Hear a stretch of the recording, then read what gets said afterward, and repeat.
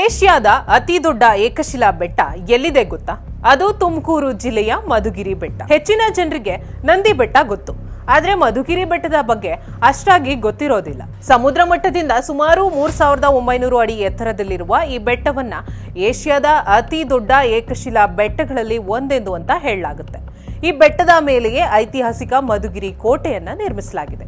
ಕೋಟೆಗೆ ಹೋಗುವ ದಾರಿ ತುಂಬಾ ಕಡಿದಾದ ಕಲ್ಲಿನ ಮಾರ್ಗಗಳಿಂದ ಕೂಡಿದ್ದು ಸಾಹಸ ಪ್ರಿಯರನ್ನ ಬೇಗನೆ ಸೆಳೆಯುತ್ತೆ. ಇತಿಹಾಸದ ಪ್ರಕಾರ ಈ ಕೋಟೆಯನ್ನ 17ನೇ ಶತಮಾನದಲ್ಲಿ ನಿರ್ಮಿಸಲಾಗಿತ್ತು.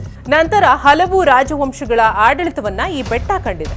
ಇನ್ನೊಂದು ಕುತೂಹಲಕಾರಿ ವಿಷಯ ಏನಂದ್ರೆ, ಬೆಟ್ಟದ ತುದಿಗೆ ಹತ್ತಿದ್ರೆ ಸುತ್ತಮುತ್ತಲಿನ ಪ್ರದೇಶದ ಅದ್ಭುತ ನೋಟವನ್ನ ಕೂಡ ಕಾಣಬಹುದು. ಅದಕ್ಕಾಗಿಯೇ ಇಂದು ಇದು ಟ್ರೆಕ್ಕಿಂಗ್ ಪ್ರಿಯರ ನೆಚ್ಚಿನ ತಾಣ ಆಗಿದೆ. ಆದ್ರೆ ಇಷ್ಟು ದೊಡ್ಡ ಐತಿಹಾಸಿಕ ಕೋಟೆ ಮತ್ತು ಬೆಟ್ಟ ಕರ್ನಾಟಕದಲ್ಲೇ ಇದೆ ಅನ್ನೋದು ಇನ್ನೂ ಹಲವರಿಗೆ ಗೊತ್ತೇ ಇಲ್ಲ.